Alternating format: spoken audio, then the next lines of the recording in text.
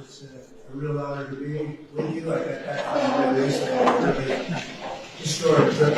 So the release that we tremendous progress on peace in the Middle East. It's a term that hasn't even been used in 50 years probably. And it's 3,000 years we're playing with, so people thought that was something, and it really was incredible. We had tremendous friendships, and we developed some friendships even over the last few days, and it's going very well. And we got the hostages back, which is a big deal.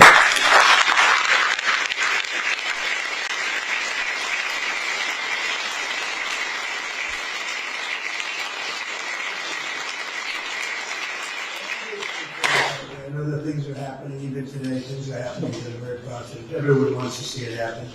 Countries that didn't get along with each other are now seemingly in love with each other. Now, the Middle East has changed, perhaps, but the deal will still be there. It's going to be, I think it's going to be something to remember. We've settled now 8 wars, if you think.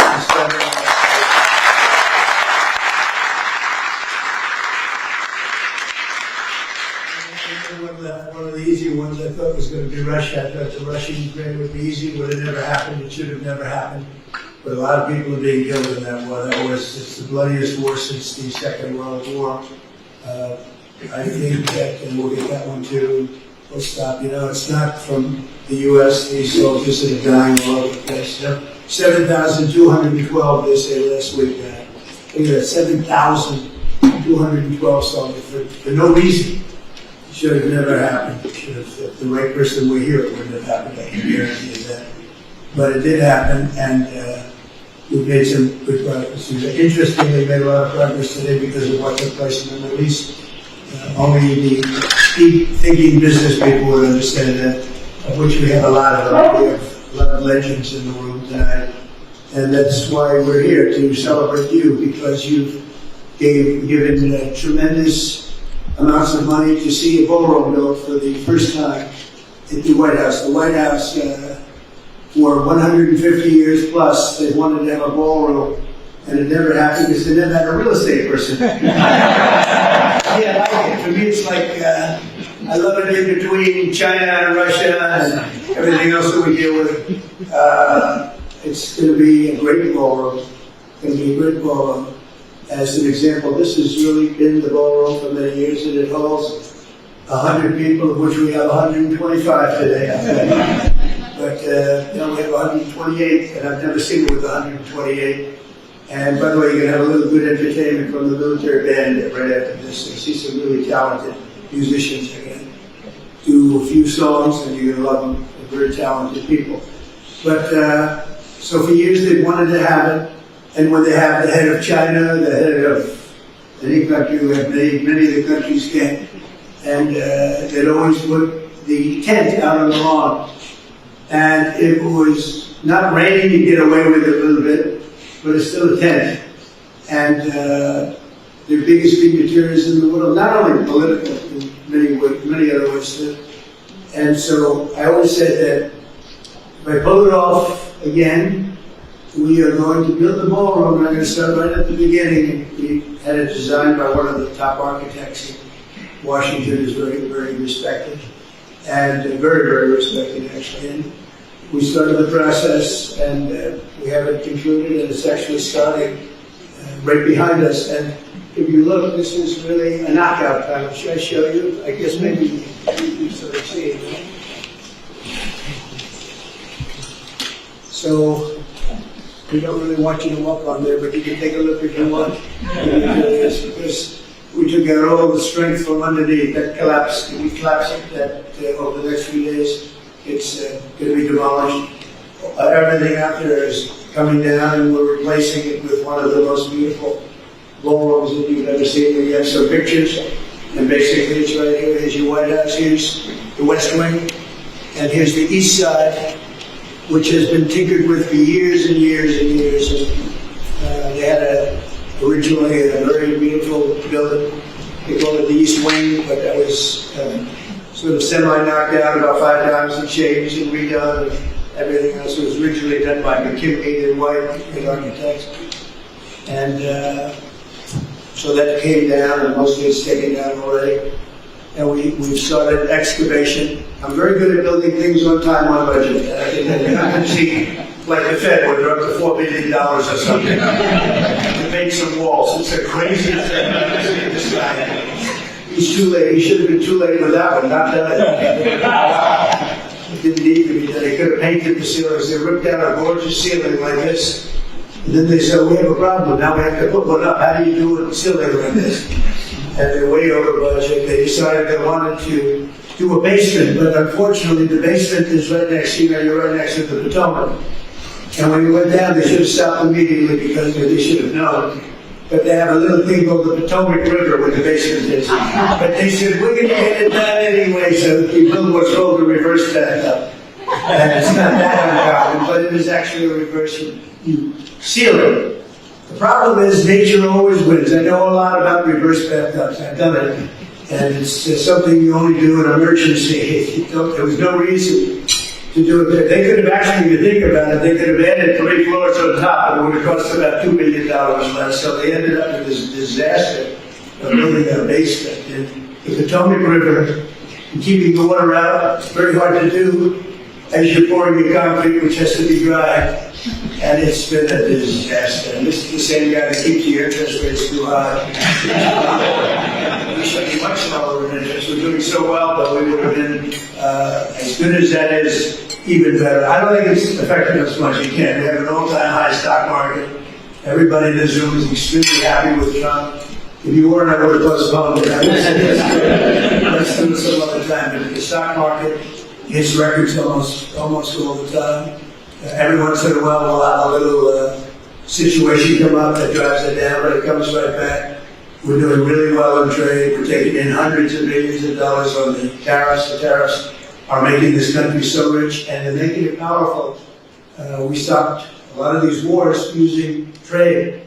We had, as an example, India and Pakistan were going at it really hard. 7 planes were shot down. It was going to happen. Bad things were happening.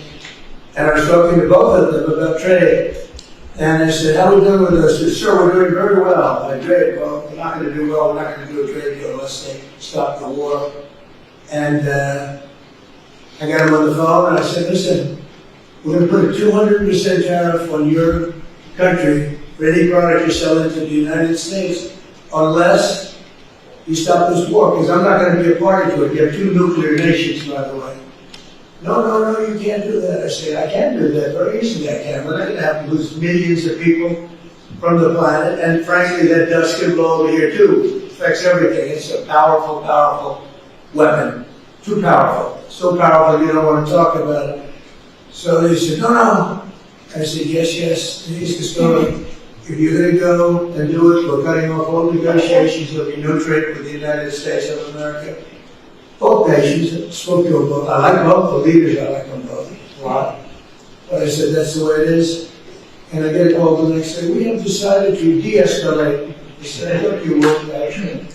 We have decided that we will not fight. I said, if you come to a conclusion, yes, we're not going to do any more. They stopped. Just like that. This could have been a nuclear war, probably would have been. In fact, the Prime Minister of Pakistan came and told me, and he was emotional about it. And in front of a group of people, he said, this man saved 3 million, 5 million, maybe an untold number of lives. And it was just recently that this happened. So, and we did numerous of them like that. And part of the reason we did it was trade. I think of the 8, I would say 5 were because of trade. You know, the power of trade or the power of tariffs. The tariffs have made us a very kind nation because a lot of people aren't dying. I use it for purposes of stopping wars. I love stopping wars. And sort of interesting, I'll be the only president, I don't think any president has stopped 1 war. I stopped 8 wars in 8 months. Did I get a Nobel Prize? No.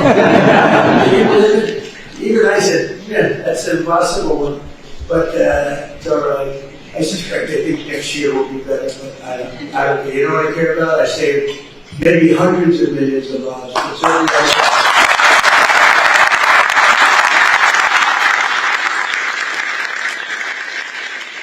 so now we're getting back to the point. point of hand.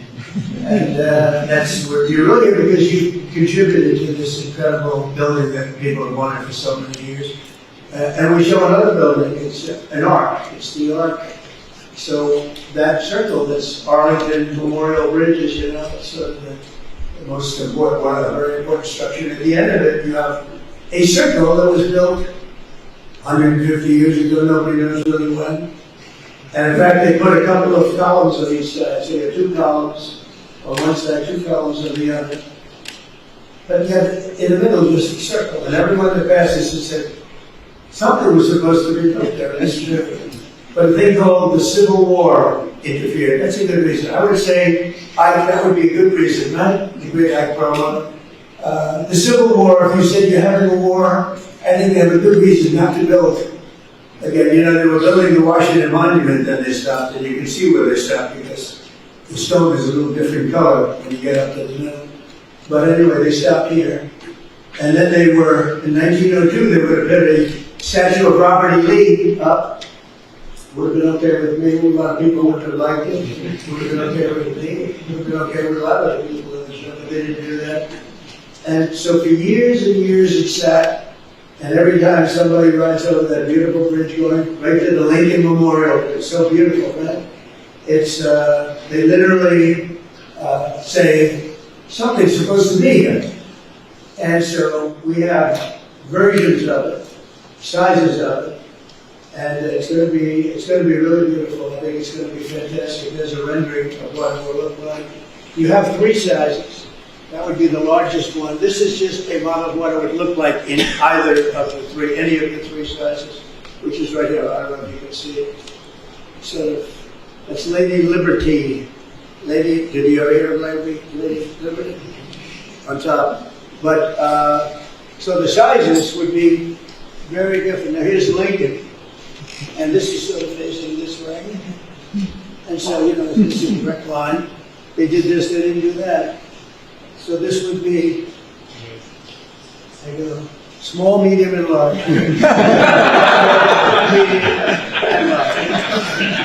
And whichever one would look good. I happen to think the large looks quite large. Why are you shocked to hear that? So we're going to, you know, just do something for the city. I'm so proud of what we've done with crime. This is a very safe city, and this went from a very unsafe city where you were afraid to go out to dinner to a city that's extremely safe. The people that we have working on this, it's been a miracle almost. It took 12 days. We took out 1,700 people, brought them back to their countries from where they came. Many of them were let in through the Biden open border brilliant thing where they let people in from jails, from prisons and mental institutions, insane asylum, that's a mental institution on steroids. And I mean, they were literally emptying out insane asylums into our country. This is Venezuela, but other countries also, not only Venezuela. And speaking of Venezuela, we have a lot of drugs. We had a lot of drugs coming in by water. And that stopped. In fact, nobody wants to go fishing anymore. Nobody wants to go anywhere, anything near the water. They might have a beautiful boat, and they might as well get rid of their boat because they are very nervous about it. Going on the water, it's been amazing. So now we were having literally, it was like a subway train of people and drugs coming into this country. A lot of them coming from Venezuela, a lot of them come from Mexico and Colombia, to all fairness. But we wanted to knock out one track, and I can tell you we cannot find anybody anymore. We're looking down, they're looking down. There's not a boat on the entire ocean that we can see outside of the ocean liners, and even they're a little bit concerned about it. But it shows you the power and the strength and the technology of our great military. We have, I rebuilt the military in my first term. We had a great first term with the best economy ever. We had a rebuilding of the military. We had the big tax cuts and the all of the assets of the tax cuts, including the 1-year depreciation. You let it off in 1 year. Now we have better under the great big beautiful bill because we have no tips for, think of this, you have no tax on tips and you have no tax on Social Security, and you have for your workers, you have no tax on overtime. It's really a middle, I would say a middle of the road bill from the standpoint of who is it representing. It's the workers. It's the biggest bill ever passed in the history of Congress. And I'm glad we did, because we don't need any more bills. We have everything in that one. Plus we have the deductibility every single year for 10 years. The other one had it for 1 year. You had a rush. This year, this time you don't. Actually, I was in favor of rushing because that's awfully good for elections, but it's not about elections. It's awfully good. So you have deductibility. You have so many different things. We have great social programs, $50 billion going to rural hospitals. So the great, big, beautiful bill, and we got it all in one. I was very happy because we had little arguments about that. A lot of people wanted to do it in small chunks. I said, you do it in small chunks, you'll never get it approved. You'll get some approved, but not all of it, and not even close. You get much less, I would say less than 30%. So they've never done this before. They put every single thing that I wanted for 4 years in one bill, and we call it, some people call it different. I call it the great, big, beautiful bill, because that's what it is. And this will keep us, well, we want to manage it now. We're going to manage it. All you have to do is that, but we got it all approved. And one of the things I thought, though, while I do, because it's so relaxing for me, real estate is relaxing. For a lot of people, real estate is a very trying business. I've always liked it. I've always done well with it. I love building things. And this way, I can build some beautiful things. And this, again, has never been built, and we're going to start that pretty soon. It's going to be great. And then the ballroom for the White House is the thing that you people have really, really been very generous with. And we're going to build a room that's going to be able to hold literally the inauguration if we want. All of the glass on the sides is bulletproof. It's 999 people it can hold. So if we figure we have 125 people in here approximately now, which I've never seen before. I've always heard it's less than 100. But it's amazing when you have too many people, you can fit them in. You know, you can always fit a few more people in. And pardon the fact that you're a little tight at your table. That's okay. That's better than lots of room for everybody because nobody shows up, right? But you've been so generous in your contributions, very substantial money, fully financed. It's fully taken care of now. And in fact, we'll have money left over, and we'll use that for something. We'll use that probably maybe for the Ark or something else that will come. But we love to fix up Washington. If you went to the Oval Office, you'd see the Presidential Walk of Fame. And you've heard about it. And with the exception of one particular picture, there's no controversy. It's beautiful. It's a beautiful thing. It's this beautiful long wall that existed for, it's just literally a wall with half windows on top. And that was originally built as a swimming pool. Now it's where the press is on the other side of the wall. And it's very interesting. All these people over here with all their cameras, although they've been very respectful, I'll tell you what, they've been very respectful for what's taken place over the last week. So I want to thank you. This is just a small little group. They have a big group downstairs. They have a lot of reporters downstairs wanting to be where they are. I don't know. These, I guess, are you special? This is Doug, who's he won the highest awards there is in photography, including Pulitzer Prizes, right? He won many Pulitzer Prizes for his great work. One that I wasn't so happy with, he had one with a bullet moving along. He caught the bullet. Can you believe this? He got another Pulitzer. But anyway, it's great to have you, gentlemen. It's really good. They have a whole group downstairs, a big group downstairs. I didn't think you'd like to have that up here because they can be, some of them are sort of violent towards some of you, but not bad. So we did a design that is being, just lauded for the ballroom, showed it to the top people. One of the things that I like the most, I came in and I said to the people in the building, I said, if I make it back, I want to build a ballroom for the country, really, because this is really, they call it the people's house. It's the country's house. I want to build a ballroom. It needs it badly. And a ballroom that could seat 600 or 700 people so that when you have state dinners or more if it's possible. And I said, how long would the process take? Because I'm so used to zoning.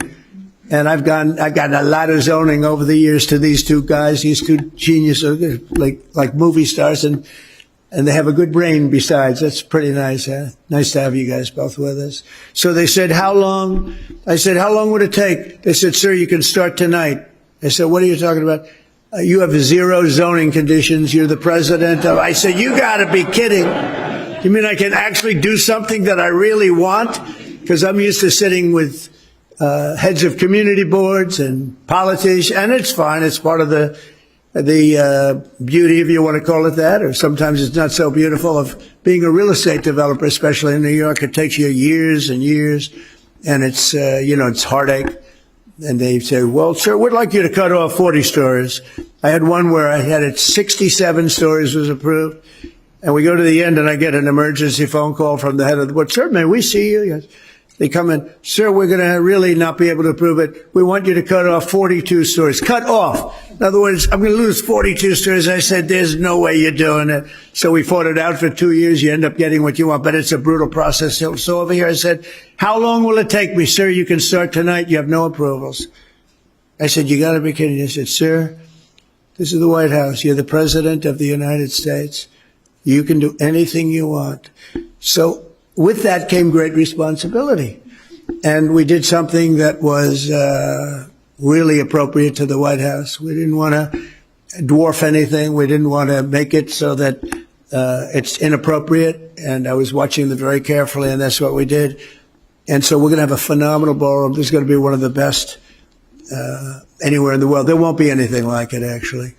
And it's 4 sides of glass, all glass, beautiful glass, but totally appropriate in color and in window shape and everything else with the White House, moldings. So it's going to be very much in keeping with the White House. You know, a new thing is you build a super modern building next to an old-fashioned building, and I think that's good, but I don't have the courage to do that with the White House. It's good for a lot of places. It's not good. It's not good for here. So everything's very much in keeping. And we'll be able to have state dinners, the kind we would literally not even have state dinners because it's not set up. But for all those years, they wanted it, and now they're going to get it. And because of you, they're going to get it. And me too. We're all in this together. And I mean, I have so many friends, and so many of you have been really, really generous. I mean, a couple of you, I'm sitting here saying, sir, would $25 million be appropriate? I said, I'll take it. You know, it doesn't take too many 25s to get it done. But, a lot of you have been really fantastic. Ike, thank you very much. You were great. You were great, Ike Perlmutter. And they just felt it was something that's really good. It's the preservation of something there's nothing like it. To me, there's nothing like the White House. Even after I won the first night, I went up and I'm standing in the residential hallway with Melania, and I'm looking into the Lincoln bedroom. I said, that was a surreal experience. I'm saying, do you believe this? We're in the White House, and that's the Lincoln bedroom. And it takes a while to get used. I'm still not probably really used to it. It's just a special place. What can I say? So we have to take care of it. And we have little things like at the Lincoln bedroom, the bathroom was done by the Truman family, and, long time ago. And it's done in a green tile, and it's done as in a style that was not exactly Abe Lincoln. It's a style that's not good. So it's actually Art Deco, and Art Deco doesn't go with, 1850 and Civil Wars and all of the problem. But what does do is statuary marble. So I ripped it apart and we built a bathroom. It's absolutely gorgeous and totally in keeping with that time, because the Lincoln bedroom is so incredible for those of you that have seen it. We have so many different. Downstairs we have the palm room, and they had 1-by-1 tiles that were put there probably 20 years ago by somebody. And they were broken and bad. It's embarrassing. And I took it out and we did a magnificent book-matched statuary marble floor. We fixed the room and we put up the right, the proper lighting and chandeliers and everything. It looks incredible. People walk up, they can't believe how beautiful it is. And so we like to fix it up. And it's a little bit of my heritage, fix up and clean up and make it nice. And we're doing that with the White House. So the largest room in the White House is the East Room. That's this room right here, by far. And it currently holds, let's say, as we said, 100. And for this reason, during major functions and events, administrations going back many, many decades were forced to severely limit the number of events they had and certainly limit the number of people. And they had some catastrophic events. Some of the biggest events were a tent being built on the lawn and the rain started. And for some reason, every time they put up a tent here, it rains, and that's not good. And they tended to use a lower level, which is, you know, they have pretty big land here, but they used a lower level where the rain would just seep into the ballroom, and it wasn't pretty when you're sitting down having dinner, talking about, hello, President Xi, and how have you been? And hello, Emmanuel from France, and all the different people that we've had here. And you've got about 4 inches of water, literally, that's going over your shoes, and you're trying to pretend that it's not happening, but it's happening. So we won't have that stuff anymore, and it'll be great. We really need it. The United States is the greatest and most powerful nation on earth, and American presidents need to be able to host events at the White House that reflect the demands of the time and that can be carry out the prestige of what we're all doing. I mean, we're a country that a year ago was dead. We were a dead country a year ago, as many of you know. And today we're the hottest country anywhere in the world by far. Everybody admits it. King of Saudi Arabia told me that. You've heard me say it.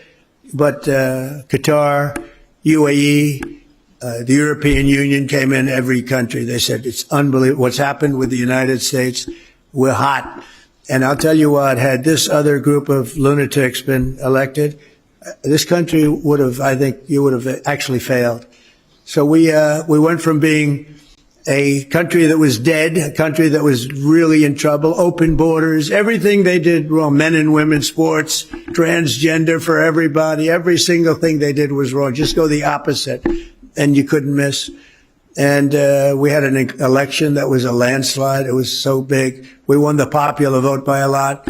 We won all 7 swing states, or 7 swing states, as you know. And if you win 3 or 4, you do great, but to win 7 is very rare that you see that happen. We won all 7.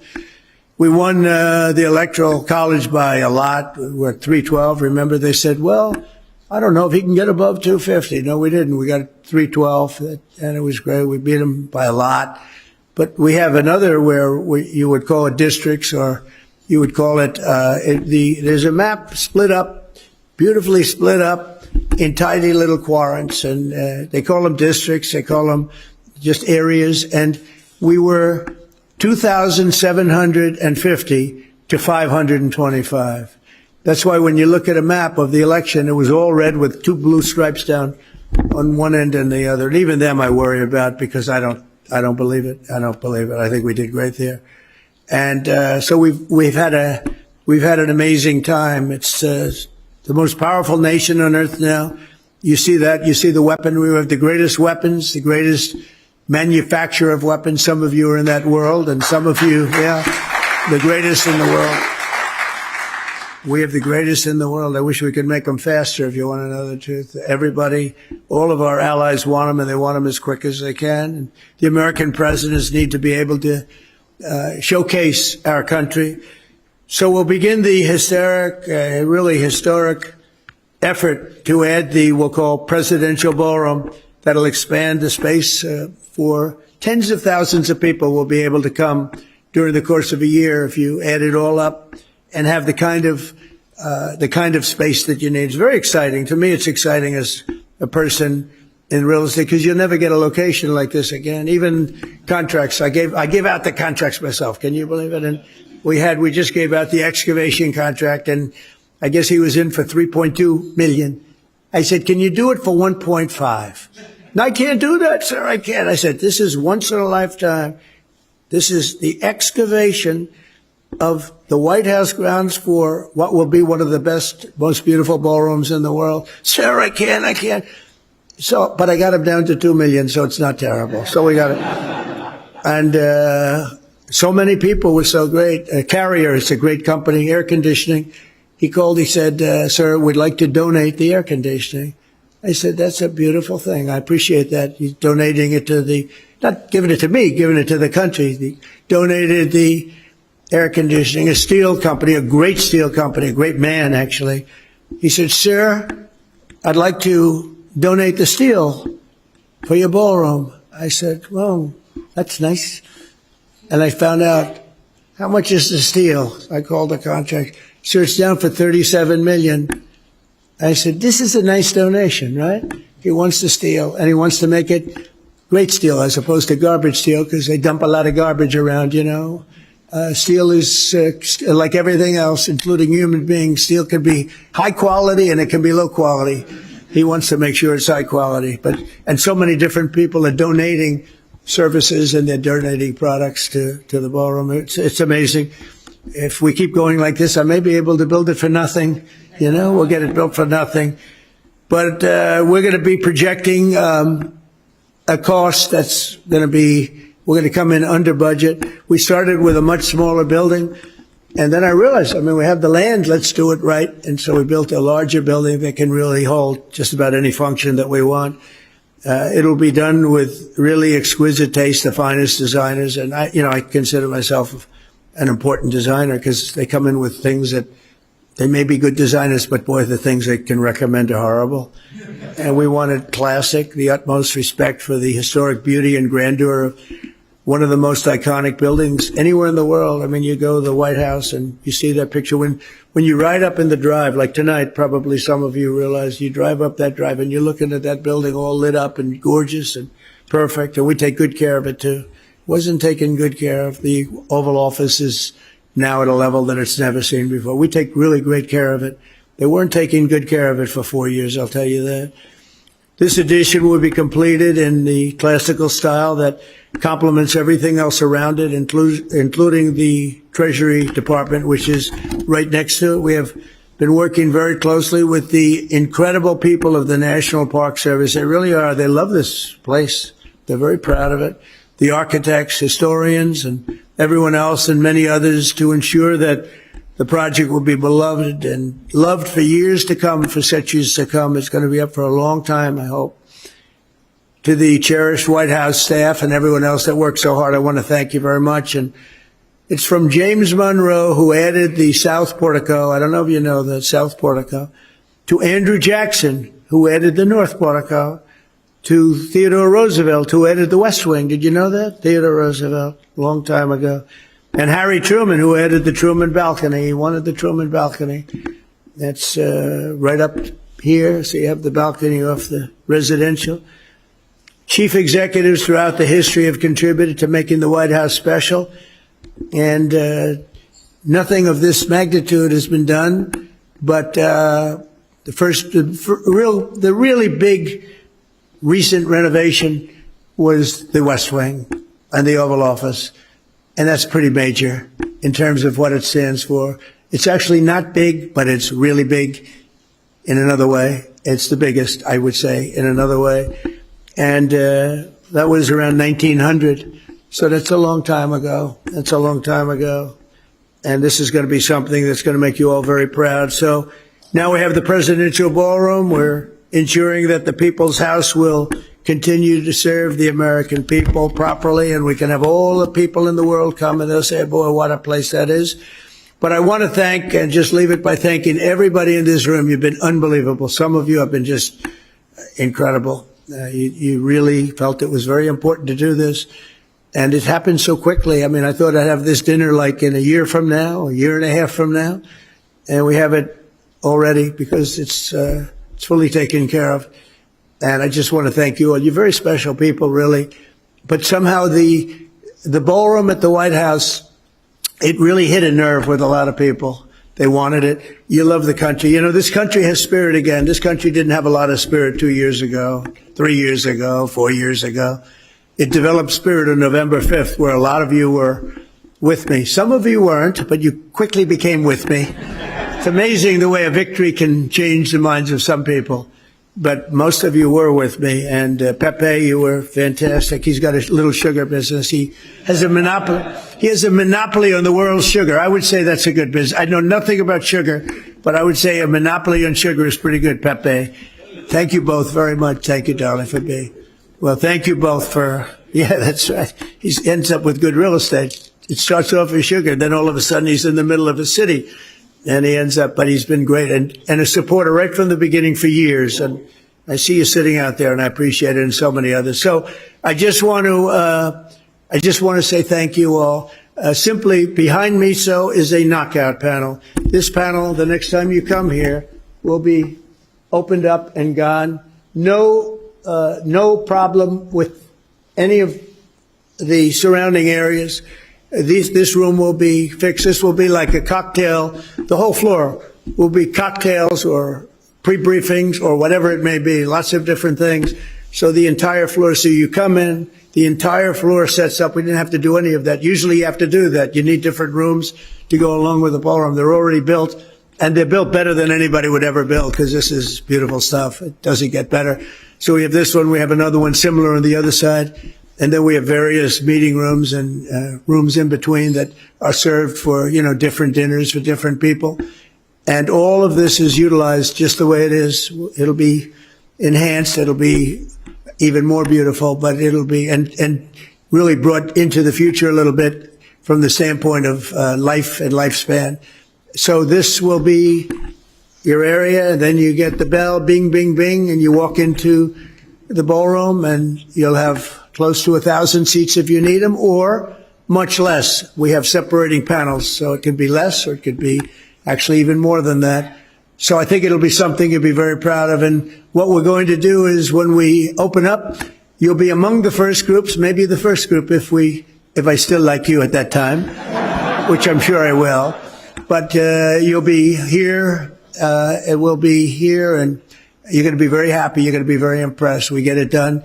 So I want to thank everybody very much, and it's so many friends in the audience, and I just want to thank you all. You're very special people. You love the country. You love the White House, and what you've done is very important. And we'll have a little dinner, and we'll ask the press to now go home to your wives, family, say hello to them. If I don't like you, don't even bother. But you've been great. Thank you very much. And Doug, thank you very much, and congratulations on a great career. Thank you. Thank you, everybody.